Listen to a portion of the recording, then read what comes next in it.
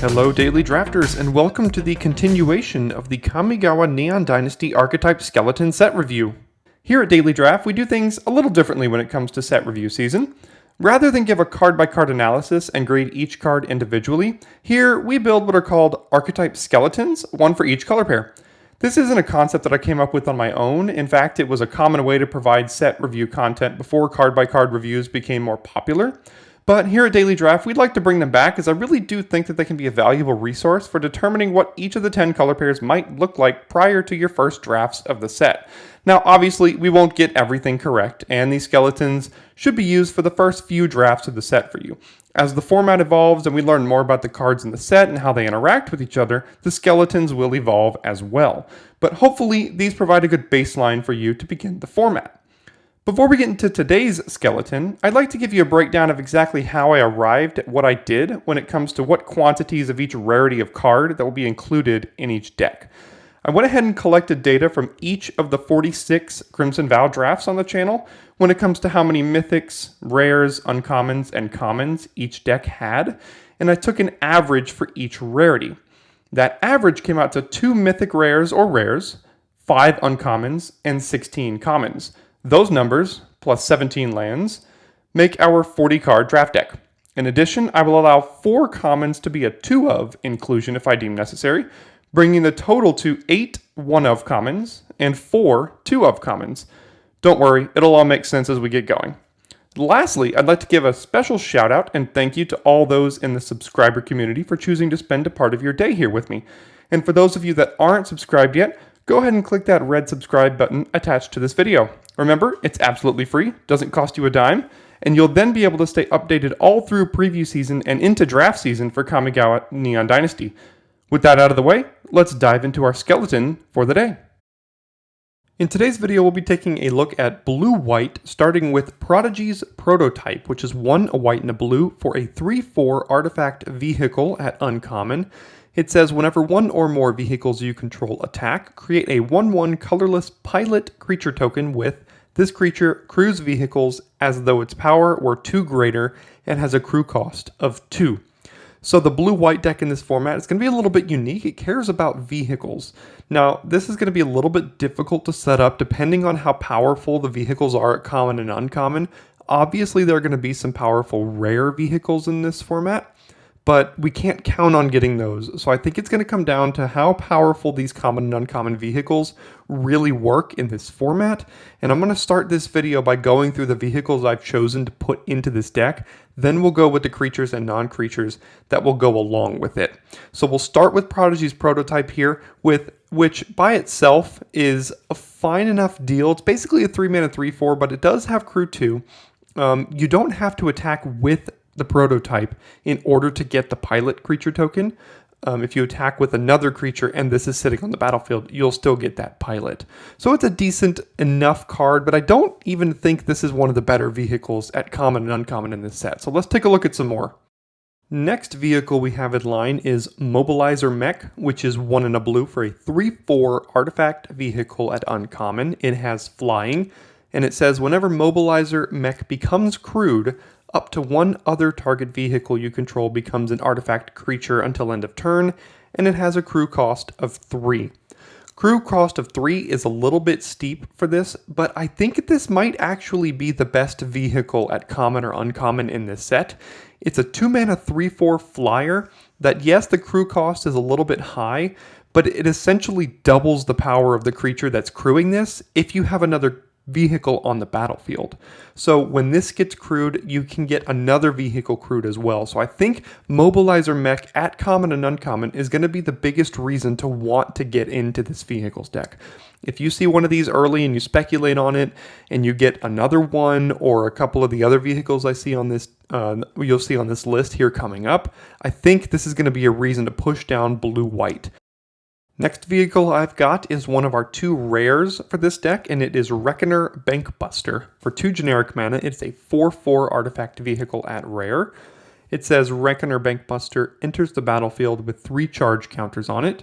You can pay 2 and tap it to remove a charge counter and to draw a card. Then if there are no charge counters on it, create a treasure token and a 1/1 colorless pilot creature token with This creature crews vehicles as though its power were 2 greater and has a crew cost of 3.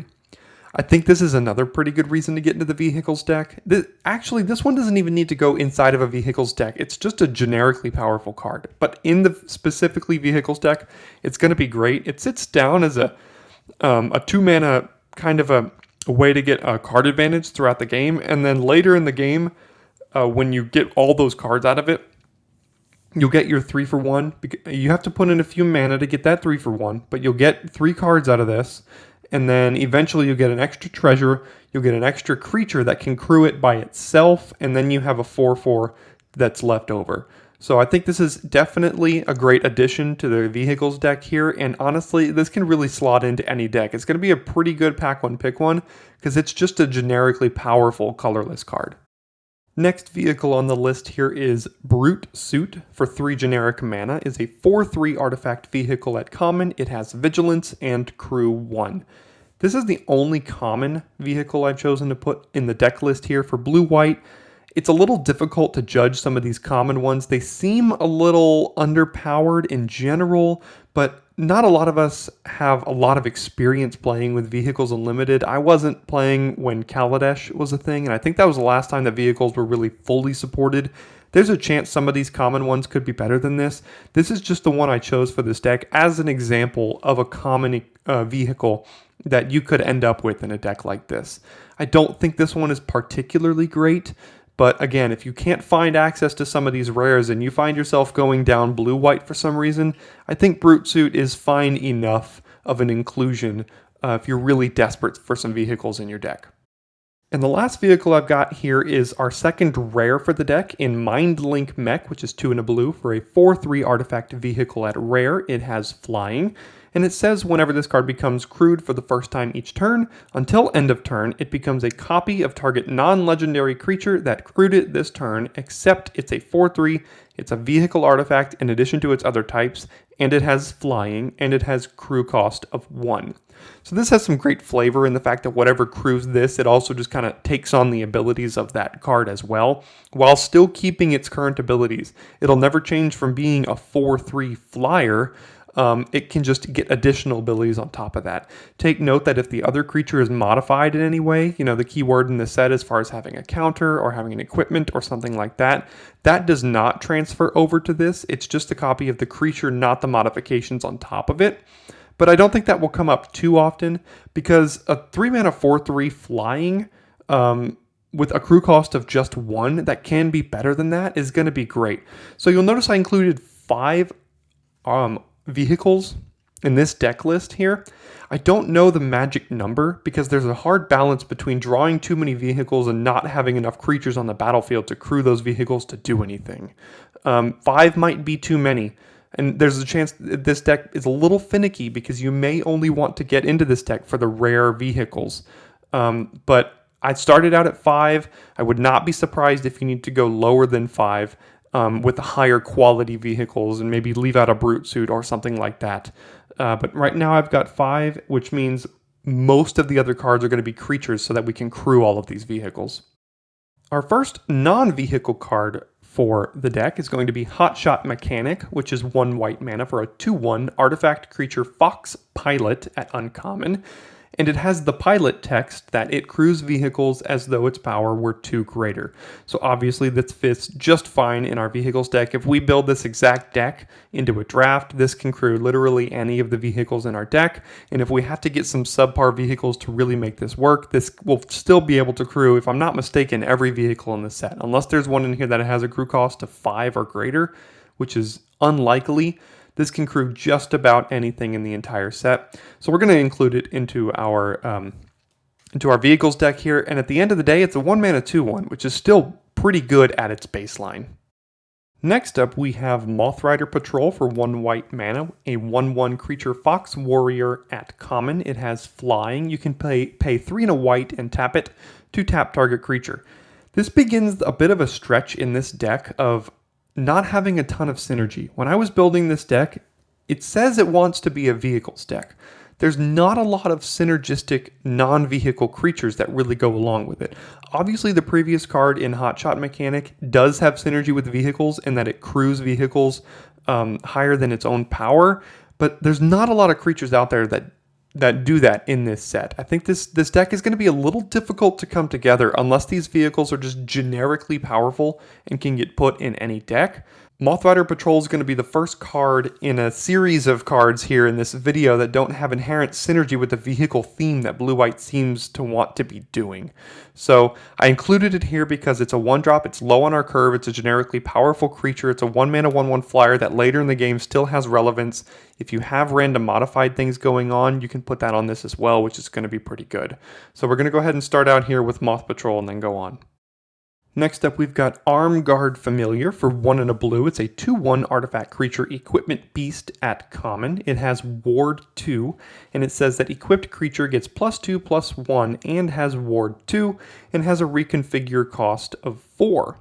So, again, like Mothrider Patrol, this one doesn't have inherent synergies with vehicles. And when I was looking for low drops, again, 2-drops are super important and limited, and there are not a lot of great 2-drops at common in blue and white, specifically ones that even have remote synergy with vehicles whatsoever. So I just had to include a card that I think is, you know, a reasonable 2-drop here in Armguard Familiar. Probably a C, maybe pushing up towards a C+. But again, this doesn't have particular vehicle synergies. We just need to fill out our curve effectively, and I think Armguard Familiar is going to do a decent job in doing so. Next up, we've got 2 copies of Kitsune Ace, which is 1 and a white for a 2/2 creature fox pilot at common. And it says whenever a vehicle you control attacks, choose one. That vehicle gains first strike until end of turn, or untap Kitsune Ace. Unfortunately, this isn't even the 2-drop payoff that we're necessarily looking for in the vehicles deck. It does have synergy. It does something, but it's not overwhelmingly positive. We'd like a little bit more from our 2-drop, but again, this is what we're dealing with this deck. That's why I don't think this deck's really going to come together all that much, and I'm willing to kind of put it at the bottom of my pecking order to start the format unless I can get proven otherwise. Maybe I'm missing something with this deck build, but this is one of the better common payoffs for vehicles, and it's not really spectacular. That being said, we're going to include 2 of them here, partially because they're 2-mana 2/2s that we can include on our curve, and again, partially because they actually have vehicle synergies, which does seem to be a rarity in this set so far. Next up, we've got Selfless Samurai for 1 and a white. It is a 2/2 creature fox samurai at uncommon. It says whenever a samurai or warrior you control attacks alone, it gains lifelink until end of turn. And it also says that you can sacrifice it to give another creature you control indestructible until end of turn.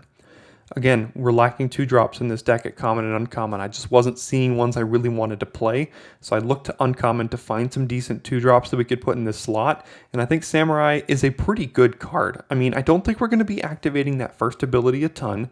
At the end of the day, it does attack alone as a 2-mana 2/2 lifelink, which is fine in itself, but having that extra ability to just be able to sacrifice it at will to save something is really important, especially in a deck with vehicles. If they want to try to trade with one of your good vehicles, you can save that vehicle, because at the time that you sacrifice this, it will be a creature. So we're going to include a copy of Selfless Samurai here, even though it doesn't have the most inherent synergies with this deck. Next up, we've got 2 copies of Spirited Companion, which for 1 and a white is a 1/1 enchantment creature dog at common. Says whenever Spirited Companion enters the battlefield, draw a card because I'm a good boy. So again, we're lacking 2-drops here.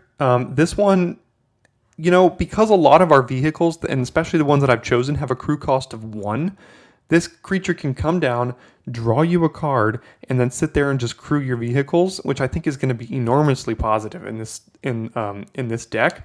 If all of your vehicles that you end up with in your blue-white deck have a crew cost of more than 1, maybe this goes a tiny bit down in value, but at the end of the day, it's a 2-mana 1/1 that draws a card, and that is a pretty good baseline. Even if you need to put this and a pilot or something like that into a crew cost, or this plus a a Mothrider Patrol to crew, a crew cost of 2. I don't think that's the end of the world. So I'm going to go ahead and start out by including 2 copies of it here. But no, that could go up or down depending on what your crew cost needs are for your certain deck. Next up, we've got Born to Drive for 2 and a white. It is an enchantment aura at uncommon. It says enchant artifact or creature, and as long as enchanted permanent is a creature, it gets +1/+1 for each creature and or vehicle you control. You can also channel it for 2 and a white to discard Born to Drive, create 2 1/1 colorless pilot creature tokens with this creature cruise vehicles as though its power were 2 greater. I think this is one of the better uncommons for this deck. You know, it can. I think you might even be using that channel ability more often than you're enchanting a creature or vehicle that you control. So if you can get that 2 mana to get 2 1/1, or 3 mana to get 2 1/1s that can basically crew any vehicle you have if you really, really want that.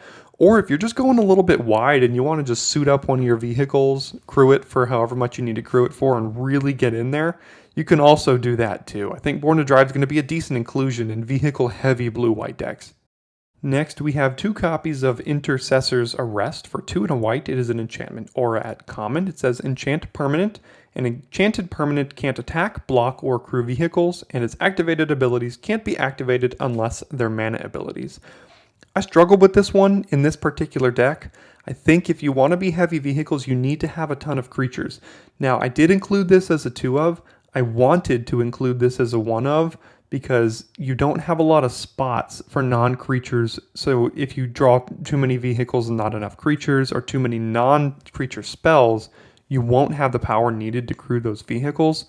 But at the end of the day, this is a good removal spell. And the main reason I chose to include 2 of it, again, because there weren't a lot of great commons for this deck that I was really excited to include as 2 ofs. So I'll start with 2 of this, and we'll see if we need to adjust it from there.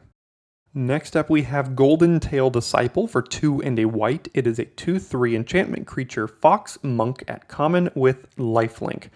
You know, just your classic bread and butter common nowadays in limited. 3 mana, 2/3 lifelink. Again, I was not excited about the synergies here in blue-white, and this card just does a decent enough job as a body. There is a little bit of tension with wanting to use this to crew vehicles because this has lifelink. So you want to use it to attack and block, but in a pinch you could use it to crew vehicles. You can also use this to help you stabilize as a blocker while you crew with other creatures and get in there with your vehicles. So we'll go ahead and start with one of these. Again, I'm not exactly sure which creatures to include in this deck that aren't synergistic with vehicles. And I don't know if we should be going all in on vehicles or not, but I'm going to go ahead and give Wizards credit that they supported this archetype enough until I'm proven otherwise. So we'll just go ahead and include 1 copy of Golden Tail Disciple here and then move on. Next up is Guardians of Oboro, which is 2 and a blue for a 3/4 creature Moonfolk Samurai at common. It has Defender, and it says that modified creatures you control can attack as though they didn't have Defender. So if you haven't noticed about my tone yet in this video, again, I'm not super excited about the blue-white deck because there's not a lot of synergy happening here. I panned through the commons and I was not able to find a lot of stuff. I'm kind of picking at straws here, but at the end of the day, this stabilizes you a little bit. It provides enough crew. Even though it has Defender, it can still crew vehicles, and 3 mana, 3 power is going to go a long way in crewing any vehicle that you can basically put into your deck, with a couple of exceptions. So that's the reason I chose to include it here. At the end of the day, it can also stay behind as a decent blocker. So we'll go ahead and include a copy of Guardians of Oboro, but this is one I could see being a little bit wrong about as the format goes on. And now we have Tamiyo's Completion, which for 3 and a blue is an enchantment aura at common. It has Flash. It enchants an artifact, creature, or planeswalker, and it says when Tamiyo's Completion enters the battlefield, tap enchanted permanent. If it's an equipment, unattach it. Enchanted permanent loses all abilities and doesn't untap during its controller's untap step. You'll notice I was able to limit myself to just 1 copy of Completion in this deck, even though I think it's one of the decent removal spells in the format. Again, this deck needs a lot of creatures to be able to crew the vehicles. Tamiyo's Completion does not work toward that goal, so I don't think we can include a ton of removal spells and a ton of non-creatures, but I think a copy of Completion is still going to be totally fine in a deck like this. Next up, we've got Skyswimmer Koi for 3 and a blue. It's a 3/3 creature fish at common. It has flying, and whenever an artifact enters the battlefield under your control, you may draw a card. If you do, discard a card. So I think Skyswimmer Koi is going to be a little bit better in this deck than it would be in blue-black, yet still a little bit worse than it will be in blue-red. You'll see coming later, blue-red cares a lot about artifacts. But this is a 4-mana 3/3 flyer.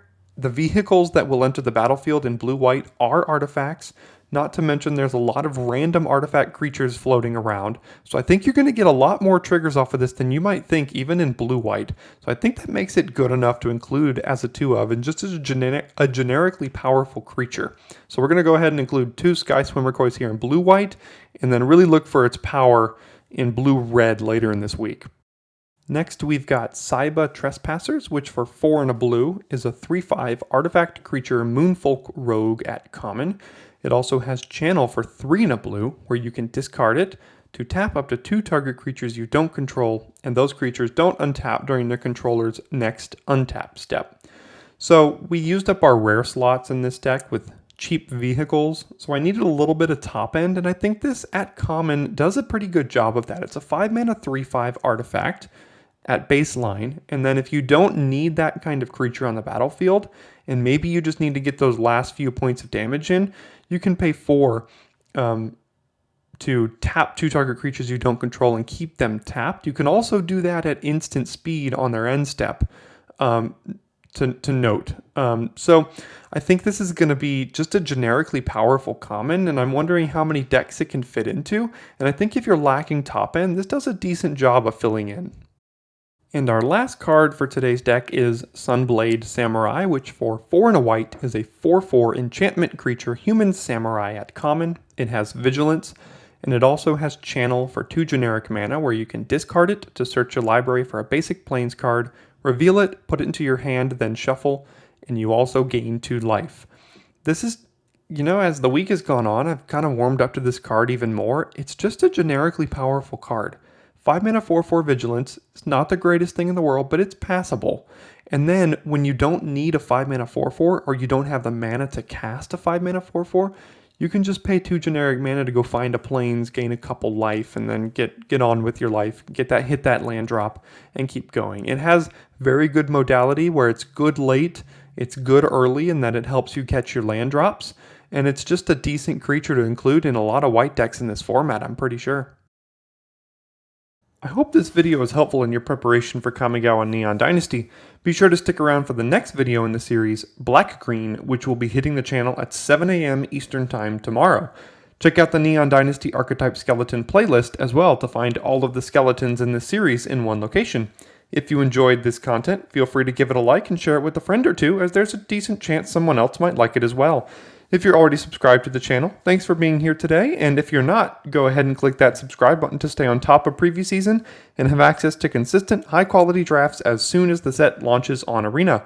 Looks like that'll do it for this video. I'll see you for the next one.